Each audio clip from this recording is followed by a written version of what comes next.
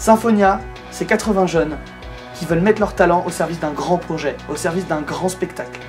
Ce spectacle, c'est l'épopée musicale. C'est un hymne à la musique, un hommage à l'opéra, à la comédie musicale et à tous les grands compositeurs qui ont fait l'histoire de l'Europe et l'histoire de la musique.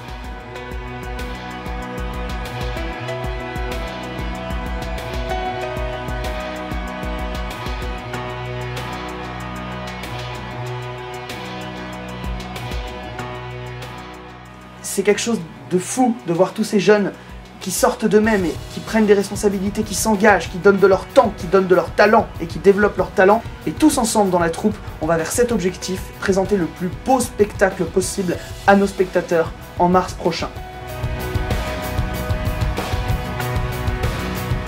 Si on a créé ce spectacle, c'est que pour nous, c'est devenu un devoir de transmettre à notre tour, après avoir reçu et compris ce qui nous avait forgé, ce qui a forgé notre civilisation, ce qui a forgé notre culture. C'est une œuvre de la beauté. Et c'est d'ailleurs le sens du spectacle et la conclusion du spectacle, c'est la beauté qui sauvera le monde.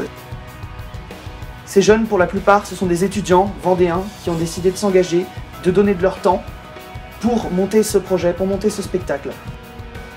L'histoire, c'est celle de Gabriel Ledzac, un jeune garçon du 19e siècle qui veut devenir compositeur et qui rencontre Rossini.